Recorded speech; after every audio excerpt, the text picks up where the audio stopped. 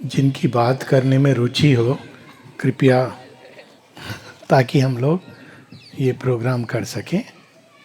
ये कुछ बहुत मूल चीज़ें हैं जो हम सबको सीखनी है एक जिम्मेदार नागरिक के रूप में भी। जय माँ। पहला प्रश्न है कि माँ के कार्य को आगे बढ़ाने के लिए किस क्षेत्र में कार्य करना चाहिए। 3 क्षेत्र हैं। जो सबसे महत्वपूर्ण है वो हमारा अपना क्षेत्र, यानी ये मन प्राण शरीर। क्योंकि अगर हमारा यंत्र अहंकार, कामनाएं, महत्वाकांक्षाओं के विष से भरा रहेगा तो हमारा जो कार्य होगा उसमें भी इसी की छाप पड़ेगी। और महत्वाकांक्षा ने तो रावण जैसे व्यक्ति को, जो वेदों को चारों तरफ ले जाना चाहता था, शिव जी के लिए एक स्वर्ण भवन बनाना चाहता था, उसको भी नहीं छोड़ा। तो ये बहुत आवश्यक है कि ये सबसे महत्वपूर्ण कार्य माँ का हमारे अंदर है। उसको कांस्टेंट प्रोसेस, यही साधना है वास्तव में। दूसरा, मैं संक्षेप में सबके उत्तर, ताकि और भी प्रश्न हो सकें। दूसरा, वो क्षेत्र जो एक व्यक्ति को अपने अंदर स्वतः ही उसके स्वधर्म से या अंदर में उसको दिव्य माँ की प्रेरणा से उत्पन्न होता है। हम सबके अंदर कोई ना कोई संभावना छिपी होती है जो स्वधर्म के माध्यम से हमारे अंदर प्रकट होती है, और उसका हमको सम्मान करना चाहिए, आदर करना चाहिए, और उसके अनुसार हमारा क्षेत्र का चुनाव होना चाहिए। परंतु अब इसको व्यापक भूमि पर ले जाएं कि अगर कोई सेंटर है तो सेंटर के पॉइंट ऑफ व्यू से कौन सा क्षेत्र सबसे उपयुक्त है। सबसे सुंदर है शिक्षा का क्षेत्र। और स्वयं सीमा ने इसके बारे में, जब Shri Aurobindo centre of education का उद्घाटन हुआ, तो वो कहती हैं कि this the best way to express our gratitude. वो श्री अरविंद के कार्य को आगे ले जाने के लिए।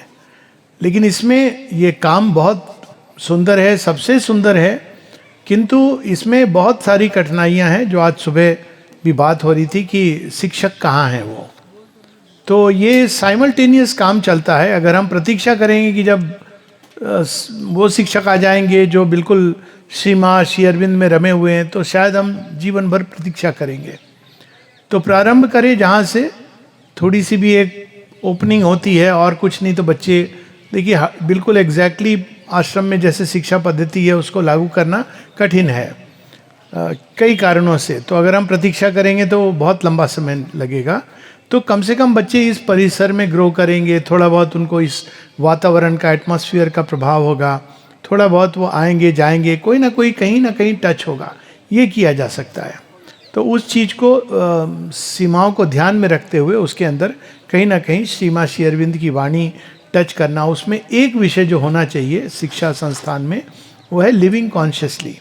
श्री माँ श्री अरविंद ने जीवन को हम कैसे सचेतन रूप से जिएं, इस पर बहुत कुछ लिखा है। सुबह उठने से लेके सोना, भोजन, मित्रता, फिजिकल एक्सरसाइज, पढ़ाई किस लिए करें, एक बहुत बड़ा अक्षय भंडार है। तो एक धन, पारिवारिक संबंध, जीवन के संबंध, ये सारी चीज़ों पर उन्होंने एक नवीन प्रकाश डाला है। और ये चीज़ में सभी जगह जहाँ भी श्री माँ श्री अरविंद से संबंधित शिक्षण संस्थान हैं, हफ्ते में या तो एक दिन 1 घंटे की क्लास होनी चाहिए, या अपने अपने जगह के हिसाब से, जिसमें केवल जीवन को हम कॉन्शियसली कैसे जिए, कॉन्शियस लिविंग। तो इससे क्या होगा, ये आवश्यक नहीं कि वो बच्चे माँ श्री अरविंद के बारे में जान रहे नहीं जान रहे, मुड़ रहे नहीं मुड़ रहे, ये एक सेकेंडरी चीज़ है। हर व्यक्ति नहीं तैयार है, और हमको ये शिक्षण संस्थान लोगों को कन्वर्ट करने के लिए नहीं है कि वो ये विचार की ओर मुड़े, ये अर्थ नहीं है। वो समुचित विकास के लिए है। उसमें से कौन योग की धारा पकड़ेगा, कौन अपनी अपनी यात्रा में जाएगा, वो एक अलग बात है। परंतु इतना काफ़ी होगा अगर बच्चे सचेत हो सकें और साथ ही एक अच्छे नागरिक हो सकें, जिसकी हमें शिक्षा ही नहीं मिलती है। कलेक्टिव डिसिप्लिन थोड़ा ये भी सीख सकें, जिससे कि वो एक अच्छे भारतीय बने, अच्छे विश्व के मानव बने, उनके कृत संकल्प हों, उनके महत् विचार हों। ये भी अगर हो जाए तो बहुत बड़ी बात है। तो शिक्षा का क्षेत्र।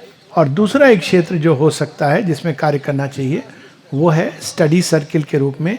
छोटे छोटे, जैसे स्कूल है, स्कूल में हफ्ते में 1 दिन टीचर्स बैठ करके एक विषय को ले लें, और उस विषय के चारों तरफ वो श्री माँ श्री अरविंद की वाणी और इन जनरल कैसे कोई बच्चा है, उदंडी बच्चा है, उसकी क्या समस्या है, या ज्योग्राफी कैसे पढ़ाई जाए, हिस्ट्री को पढ़ाने का कोई नया तरीका है क्या, या विज्ञान का एक नया दृष्टिकोण है क्या।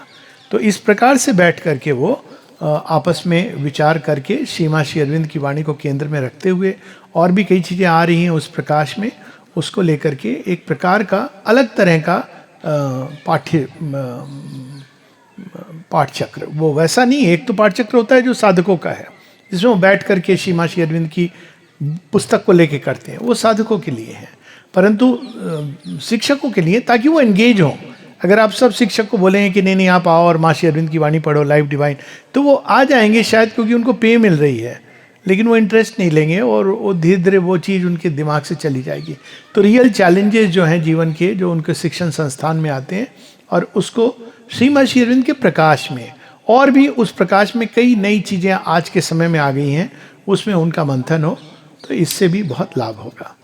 तो ये भारतवर्ष के उत्थान के क्षेत्र में भी कार्य किया जा सकता है।